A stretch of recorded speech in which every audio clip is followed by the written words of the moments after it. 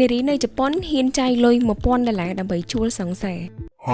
នៅប្រទេសជប៉ុនណាស្រីៗខ្លះហ៊ានចំណាយលុយដល់ទៅ$1000ដើម្បីឲ្យមនុស្សប្រុសបោកចិត្តមួយថ្ងៃស្ដាប់ទៅរៀងកំប្លែងមែនទេវាមិនដែលមានមនុស្សស្រីណាទៅចំណាយលុយរាប់$1000ឲ្យគេបោកចិត្តទេមែនទេតែនៅប្រទេសជប៉ុនគឺមានហើយចំពោះការបោកចិត្តហ្នឹងមិនមែនជាលក្ខណៈថាបោកចិត្តឲ្យយើងឈឺចាប់ខូចចិត្តអីទេគឺបោកបែបផ្ដោតនៅក្តីស្រឡាញ់ romantic ភាពកក់ក្ដៅបណិបណៈយល់ចិត្តអីចឹងទៅរបៀបថាជះលុយទិញក្តីសុខហ្មងចា So today welcome to Japan's wild nightlife culture អូខេអញ្ចឹងមុននឹងចូលទៅដល់ប្រធានបទសូមណែនាំខ្លួនឯងបន្តិចសិនចាខ្ញុំគឺ Nova a storyteller អញ្ចឹងបើសិនជាអ្នកទាំងអស់គ្នាចូលចិត្តស្ដាប់ content ប្លែកៗឬក៏ trending content កុំភ្លេចជួយចុច subscribe ម្នាក់មួយផងណាដើម្បីជាការលើកទឹកចិត្តដល់ admin តូចជូតម្នាក់នេះចាតើអ្វីទៅជា host club ចាមុននឹងខ្ញុំបញ្យល់អ្នកទាំងអស់គ្នាខ្ញុំសូមនិយាយពីប្រវត្តិធัวនៃដើមកំណើត host club តិចសិនខ្ញុំជឿថាអ្នកទាំងអស់គ្នាមួយចំនួនណាប្រកាសជាបានស្គាល់ខ្លះហើយពីប្រទេសជប៉ុនតែស្គាល់អីខ្លះប្រាប់ admin តិចមើលចាជប៉ុនគឺជាប្រទេសមួយដែលបើកចិត្តទូលាយទៅលើជីវិត night life ហើយពាក្យថា night life ហ្នឹងគឺគេសំដៅទៅលើកន្លែងបែបសប្បាយយប់ឡើងដូចជា club បាយហ្នឹងហើយអបបធរទាំងអស់ហ្នឹងក៏ពិតទៅគឺមានយូរអ្នកទាំងអស់គ្នាតាំងពីឆ្នាំ1965មកម្លេះអញ្ចឹងចូលមកដល់ការបញ្យល់អ្នកទាំងអស់គ្នាបន្តិច host club ហ្នឹងគឺជាកន្លែងកម្សាន្តដែលជនជាតិជប៉ុនភាគច្រើនគឺគាត់ចាត់ទុកជាកន្លែងរំសាយអារម្មណ៍ដែលមានបរិយាកាសបែបបានបន្តិចដូច karaoke បន្តិចដោយយើងអាចរើស hoster មកអង្គុយកំដរជជែកគ្នាលេងច្រៀងនិងផឹកអីអញ្ចឹងទៅហើយចំពោះការងារនិងជំនាញរបស់ hoster ហ្នឹងគឺពួកគាត់ប្រកែកខាង communication flirt នាំយើងឲ្យសប្បាយឲ្យយើងមានអារម្មណ៍ស្និទ្ធស្នាលហ្មងហើយចំណែកប្រភពចំណូលរបស់ hoster វិញគឺមានដូចជាទី1 basic salary plus bonus performance sale របស់គាត់ទី2គឺមាន commission ពីតម្លៃស្រាដែលភ្ញៀវតគាត់នឹងបានទិញអញ្ចឹងបានន័យថាបើសិនជាភ្ញៀវគាត់ order ស្រាកាន់តែថ្លៃពួកគាត់បាន commission កាន់តែច្រើនអញ្ចឹងទៅទី3ពេលមាន special event ឬក៏កម្មវិធី birthday ជាទូទៅថ្ងៃពិសេសភ្ញៀវគាត់អាចនឹងចំណាយលុយច្រើនទៅពួកគាត់អញ្ចឹងណាទី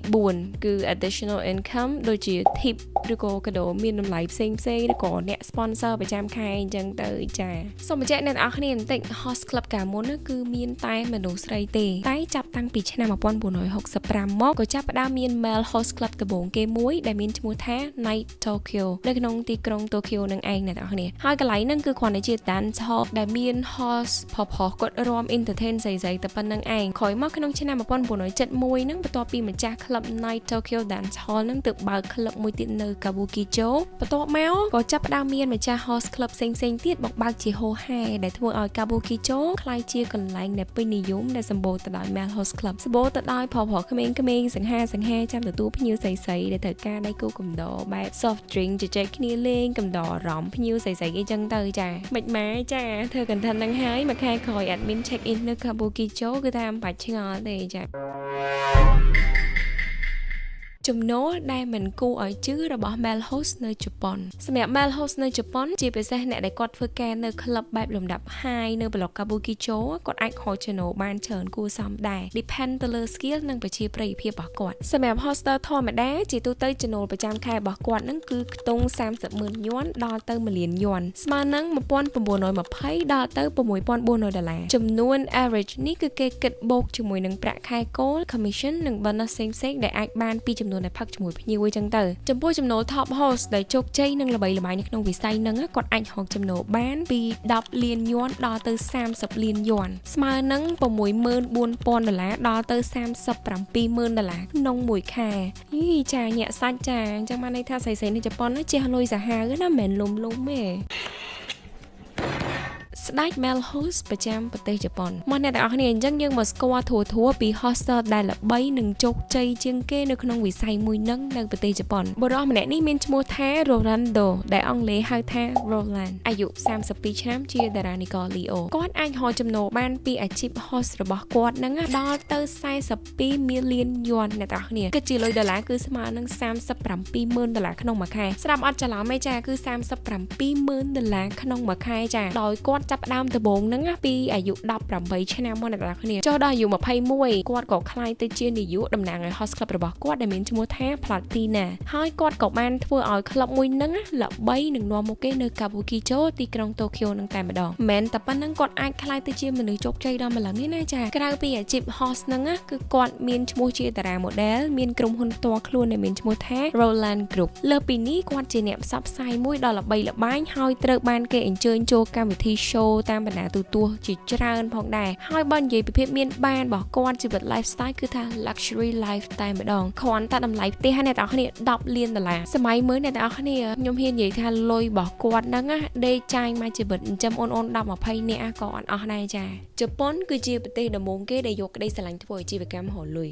ក្រៅពី host club ប្រទេសជប៉ុនក៏នៅមាន service មួយទៀតដែលខ្ញុំ research ឃើញថាជាប្រទេសដំបូងគេដែលមានសេវាកម្មហ្នឹងនោះគឺ rental lover service ខ្ញុំជឿថាអ្នកទាំងអស់គ្នាប្រហែលជាធ្លាប់ឮឬធ្លាប់ឃើញពី content creator ខ្លះៗដែលគាត់ជួលសង្សារនៅជប៉ុនហ្នឹងឯងដំបូងខ្ញុំគិតថាប្រហែលមានតែស្រីៗអ្នកទាំងគ្នាដែលគាត់មានសេវាកម្មហ្នឹងណាតែអត់ទេចាមនុស្សប្រុសក៏មានដែរហើយសម្រាប់វិធីជួលសង្សារហ្នឹងមិនខុសពីវិធីជួលសង្សារស្រីប្រហែលទេគឺយើងអាចតាក់ទងទៅតាម agency បានដែល agency ល្បីៗនៅជប៉ុនហ្នឹងមានដូចជា Warm Relation, Real Care, Ocean Rental, Family Romance និង agency ផ្សេងៗទៀតហើយសម្រាប់វិធីមួយទៀតហ្នឹងគឺជួល hostel ដែលគេធ្លាប់ជួបនឹងហ្មងចាព្រោះថាពេលខ្លះ part time job របស់គាត់គឺនឹងឯងចំពោះតម្លៃនៃការជួលមិត្តប្រុសហ្នឹងគឺមានបែងចែកជា4តែបញ្ជាក់តិចណាអ្នកនរគ្នាខ្ញុំដកស្រង់អត្ថបទនេះពីគេដែរទេអញ្ចឹងបើសិនជាមានខុស rate លុយអីនៅបច្ចុប្បន្នហ្នឹងកុំប្រកាន់ទី1ការជួលជាម៉ោងជាទូទៅគឺមានចាប់ពី$5,000ដល់ទៅ$15,000ស្មើនឹង$35ដល់ទៅ$105ទី2ការជួលកន្លះថ្ងៃជាទូទៅការជួលកន្លះថ្ងៃគឺមានចាប់ពី$20,000ដល់ទៅ$30,000ស្មើនឹងតម្លៃ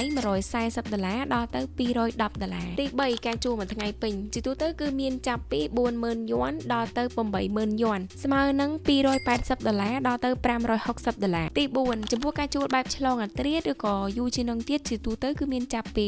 $10,000ស្មើនឹង$700ឡើងទៅ depends on agency រយៈពេលនិងតាមកម្រិត service ដែលគេត្រូវការលើពីនឹងទៀតអ្នកទាំងអស់គ្នាអាចជួលពួកគាត់ហើយកំណត់តួនាទីឲ្យគាត់ជាក់លាក់បានដើម្បីឲ្យត្រូវនៅអ្វីដែលយើងចង់បានមកដោយអ្នកទាំងអស់គ្នាអាចជ្រើសគាត់ធ្វើជាដៃគូរ៉ូមែនទិកបែបគូស្នេហ៍ដៃគូចូលរួមកម្មវិធីផ្សេងៗនិងដៃគូសម្រាប់ជជែកពិភាក្សានិយាយរឿងក្នុងចិត្តអីចឹងទៅហើយសម្រាប់ការជួលសង្សារហ្នឹងមិនមែនថាយើងជួលគេហើយយើងចង់ធ្វើមិនក៏បានទេណាអ្នកទាំងអស់គ្នាគឺគេមាន rule ទៅតាម agency របស់គេខ្លះទៅមានដល់ sign កុងត្រាទៀតចាអញ្ចឹងសម្រាប់ rule របស់គេគឺមិនថា rental girlfriend ឬក៏ boyfriend នោះទេគឺគេអត់មានបំរើសេវាកម្មផ្លូវភេទនៅក្នុងនឹងទេចាគឺគេគ្រាន់តែជូនយើងទៅ dinner មួយកុន shopping នឹងទៅកន្លែងដើរលេងសប្បាយៗចូលរួមកម្មវិធីផ្សេងៗតែប៉ុណ្្នឹងឯងតែបញ្ជាក់តិចណារាល់ការចំណាយទាំងប៉ុន្មានមិនថាទៅញ៉ាំអី restaurant shopping ហ្នឹងគឺយើងត្រូវចំណាយឲ្យគេទាំងអស់ rule មួយទៀតហ្នឹងគឺយើងត្រូវតែគោរពនិងយល់ពីព្រំដែនរបស់ដៃគូយើងមិនមែនយល់គេមកចេះតែប៉ះដៃជើងខ្លួនប្រានឬថើបគេបានទេណាលុះត្រាតែមានការឯកភាពពីដៃគូចាមានអីអ្នកទាំងអស់គ្នាសម្រាប់កំណត់របស់ខ្ញុំទៅលើសេវាកម្មជួលសង្សារហ្នឹងល្អមួយយ៉ាងដែរតាខ្ញុំអត់ដឹងថាប្រទេសជប៉ុនវាពិបាកនឹងរកស្នេហាប៉ុណ្ណាឬក៏ជាទម្លាប់ជនជាតិហ្នឹងគឺគាត់ចូលចិត្តការសប្បាយបែបហ្នឹងឬក៏យ៉ាងណាទេតែបើសម្រាប់ខ្ញុំគឺល្អសម្រាប់ភ្ញៀវទេសចរដែលគាត់ទៅលេងនៅហ្នឹងមិនសូវស្គាល់ទីតាំងភូមិសាស្ត្រប្រទេសជប៉ុនគឺគាត់អាចជួល rental boyfriend ឬក៏ girlfriend ដើម្បីណែនាំពីកន្លែងដើរលេងខ្លះសប្បាយកន្លែងញ៉ាំអីនិងស្វែងយល់ពីវប្បធម៌របស់ប្រទេសជប៉ុនខ្លះអីចឹងទៅវាប្លែកអារម្មណ៍មួយយ៉ាងខុសពី guide មួយចំណុចទៀតហ្នឹងគឺអាចជួយទៅដល់ប្រជាជនឲ្យគាត់មានការងារធ្វើរកចំណូលបានច្រើនជាពិសេសហ្នឹងគឺយុវវ័យដែលមានអាយុចាប់ពី18-19ហ្នឹងឯង Okay guys វីដេអូខ្ញុំមានតែប៉ុណ្្នឹងទេហើយអ្នកទាំងអស់គ្នាយល់យ៉ាងណាដែរចំពោះ content មួយនេះបើសិនជាអ្នកទាំងអស់គ្នាចូលចិត្តកុំភ្លេចចុច like comment និង subscribe for more crazy content like this ជួបគ្នានៅ episode ក្រោយៗទៀត Bye bye